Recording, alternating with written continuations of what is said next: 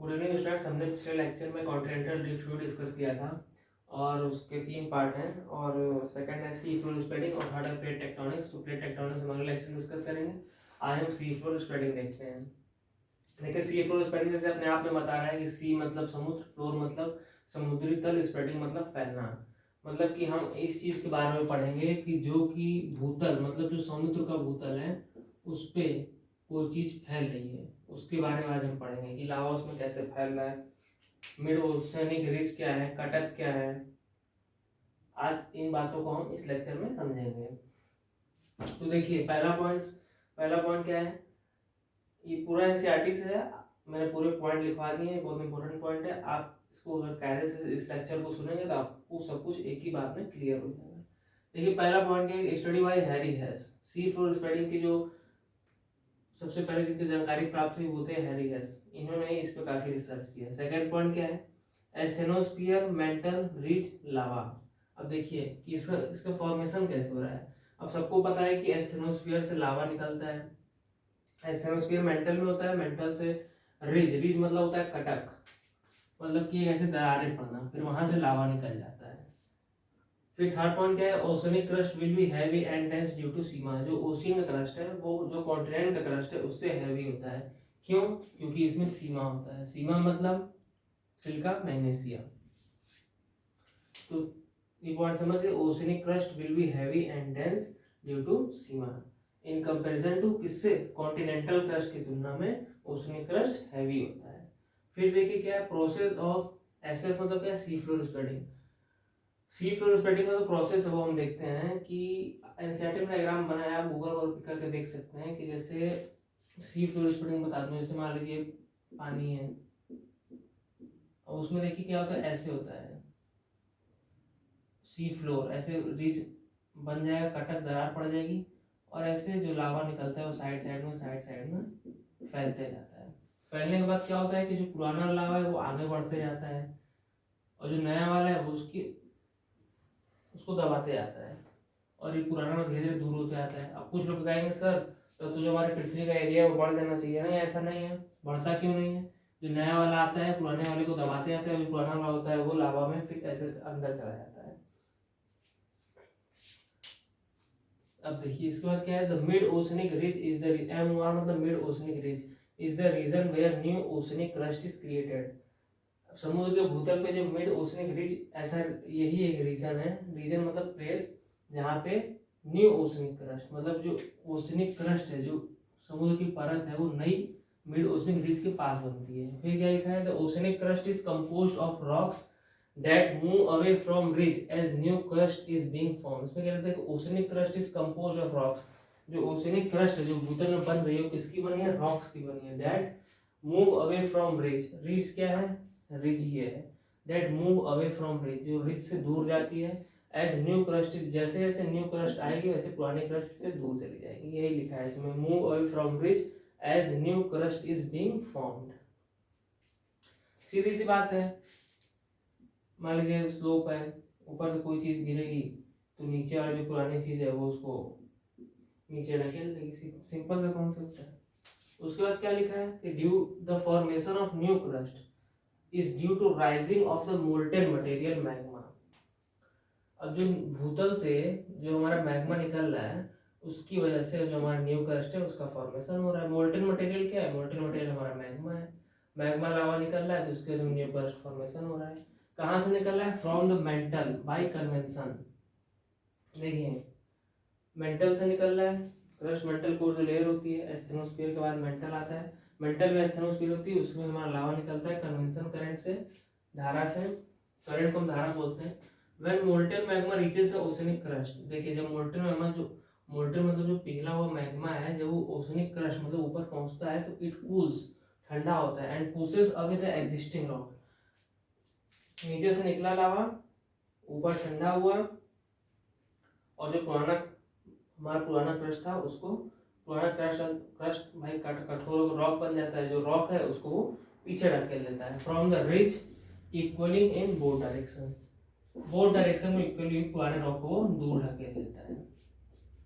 ठीक है, ये सब हमें कैसे पता चला, उसके लिए सी फ्लोर ड्रिल किया गया, सी फ्लोर में हमने ड्रिलिंग किया, उसमें से हमने मटेरियल निकाला, तब हमें पता चला। देखिए this drill led to the evidence that support the sea floor spreading hypothesis. जब हमने सी फ्लोर ड्रिल किया तब हमें पता चला इस थ्योरी के बारे में अच्छे से। सी फ्लोर ड्रिल ही वो थ्योरी है जो हमें बताएगी इन सब चीजों के बारे में डिटेल्स में। देखिए द सैंपल्स ऑब्टेन्ड, जो सैंपल हमें मिले वो क्या बताते हैं। The sample obtained from sea floor drilling reveals that the rock away from the ridge, mid oceanic ridge, were relatively older than the rocks near to it. मतलब देखिए सी floor drilling किया गया भूतल में जाके, उसमें हमें क्या पता चला कि जो मिड ओशनिक रिज कटक के पास के जो हमारे पत्थर हैं, जो मोल्टेन मैग्मा है वो न्यू है, और जो पुराने हैं उसकी तुलना में वो हमारे जो पास में है वो काफी न्यू है। जो रॉक्स दूर थे वो ओल्डर हैं, जो कटक के पास में रॉक्स बने वो काफी न्यू है। The rocks were also denser and thicker, मतलब जो रॉक्स पास थे वो डेंसर और थिकर थे। सॉरी माफ करिएगा, जो रॉक्स हमारे दूर थे, ओल्ड रॉक लिखा है यहाँ पे, ओल्ड रॉक्स हैं कि जो हमारे ओल्ड रॉक्स हैं जिसको पुश करके हमें न्यू लावा जो है पुश कर दिया ओल्ड रॉक को, दूर बन गए, तो क्या है वो थिकर है और डेंसर है, मतलब मोटे हैं और कठोर है। Compare to the thinner and less dense rock in the mid oceanic ridge. अब जो मिड ओशनिक रिज के पास जो हमारा रॉक है उसकी तुलना में वो कठोर है और थिकर है, जबकि ये क्या है लेस डेंस है, ये उतने कठोर नहीं है। This means that the magma leak from the ridge pushes the old rock. जैसा कि हमने ऊपर समझा, इसका साफ साफ ये मतलब है कि जो हमारा मैग्मा लीक हो रहा है मिड ओशनिक रिज में से वो पुश करता है, मतलब कि ओल्ड रॉक को पुश करता है, दूर करता है, डिस्टेंस दे मोर लाइकली बिकम डेंसर। देखिए वही बात है, न्यू लावा आ रहा है पुराने को दूर करते जा रहा है। फिर यहाँ क्या लिखा है, on the other hand the new thin crust is located near the centre of the mid ocean, the actual site of C floor spreading. On the other hand the new crust, जो new thin crust है, मतलब जो पहले जो हमारा पतला है ना, अब देखिए जो नया नया लावा बना है वो थिन होगा, उतना मोटा तो होगा नहीं, उतना डेंसर भी नहीं होगा, वो काफी लाइटर होगा। Is located near the centre of the mid oceanic ridge, जो हमारे यहाँ है वो सेंटर में लोकेटेड है, एकदम बीचों बीच यहाँ पे the actual site of C floor spreading. जो हमारी सी फ्लोर स्प्रेडिंग जो एक्चुअल साइट है, यहाँ से हमने मटेरियल निकाला था साइंटिफिक स्टडी के लिए, तो क्या पाया हमने कि वो काफी थिन है। फिर क्या है, एक और देखिए एक और टेक्निक है इसका, एक सी फ्लोर ड्रिल हो गया, दूसरी टेक्निक क्या है magnetic striping. Magnetic striping the वॉल्कन, देखिए सीमा सियाल नीफे सब में कुछ ना कुछ मैग्नेटिक तत्व होते हैं, सबके मैग्नेटिक फैक्टर्स हैं, इससे भी हमें पता चलता है। देखिए क्या लिखा है, the volcanic rocks which make up the sea floor. The volcanic rocks जो है जिसमें से हमारा लावा निकल रहा है, जो हमारा भूतल बनाते हैं किसका, समुद्र का, हैव मैग्नेटिज्म प्रॉपर्टी, उनके पास कुछ चुंबकीय तत्व होते हैं। क्यों, बिकॉज एज द कूल, जब वो ठंडे होते हैं निकलने के बाद, magnetic minerals within the rock align to the earth magnetic field. जब यहाँ से हमारे निकल गए मटेरियल, सब में प्रॉपर्टी है, निकल नीफे है, सीमा है, तो ठंडे होने के बाद क्या होते हैं, वो एक जगह कलेक्ट होते हैं रॉक में, वो इकट्ठे हो जाते हैं। इससे क्या पता है, इससे rock align to the earth magnetic field, इससे जो अर्थ की मैग्नेटिक फील्ड है उसको इफेक्ट करते हैं। फिर देखिए क्या लिखा है, लास्ट सेकंड लास्ट पॉइंट है, scientist notice that some rock were align. जो हमारे साइंटिस्ट ने उन्होंने क्या किया, some rocks were align to the positive. Molten material वाला लावा निकला है, उसमें साइंटिस्ट ने क्या लिखा कि जो कुछ रॉक्स हैं वो नॉर्थ की तरफ अलाइन हुए हैं, मतलब नॉर्थ की तरफ इकट्ठे हुए हैं, और कुछ हैं वो अलाइन हुए हैं नेगेटिव, मतलब साउथ की तरफ। ठीक है, यहाँ से लावा निकला है, लावा निकलने के बाद अपने आप कुछ रॉक्स नॉर्थ की तरफ अलाइन हो गए, अलाइन मतलब इकट्ठा होना, कुछ साउथ की तरफ अलाइन हो गए अपने आप। ठीक है, south. Age of rock younger than the rock founded far Jones.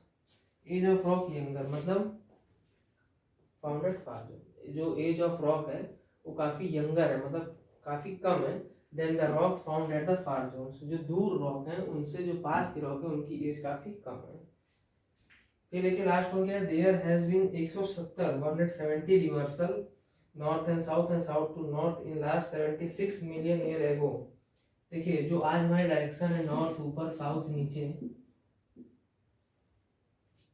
176 times ये चेंज हो चुकी है। मतलब आज जो नॉर्थ और साउथ है ये कभी साउथ ऊपर था नॉर्थ नीचे था। तो आज जो हमें कंडीशन देखने को मिली 176 टाइम्स। फिर क्या है पिछले 76 मिलियन ईयर एगो में, कितने साल में 76 मिलियन ईयर्स एगो। फिर क्या है earth present orientation has existed from 60,000। अब ये देखिए जो अर्थ में आज जो प्रेजेंट ओरिएंटेशन है ऊपर नॉर्थ नीचे साउथ ये आज से नहीं है, पिछले 60,000 सालों से है। इसको क्या बोलते हैं due to palaeomagnetism effect. इसका कारण बस एक है कि जो रॉक्स हैं जो मटेरियल मिनरल्स निकल रहे हैं वो अपने आप नॉर्थ की तरफ साउथ की तरफ अलाइन हो रहे हैं और उससे इफेक्ट पड़ रहा है जो कि धीरे धीरे हजारों सालों में, देखिए 60,000 साल से ये जो हमारा नॉर्थ और साउथ ऐसे ही है ऊपर और साउथ। अब धीरे धीरे आने वाले समय में एक ऐसा टाइम आएगा जब साउथ ऊपर होगा नॉर्थ नीचे होगा। दोस्तों ये आज का लेक्चर था, आई थिंक आपको अच्छा लगा होगा। आप इसे ध्यान से सुनिए समझिए और कमेंट करिए। Thank you.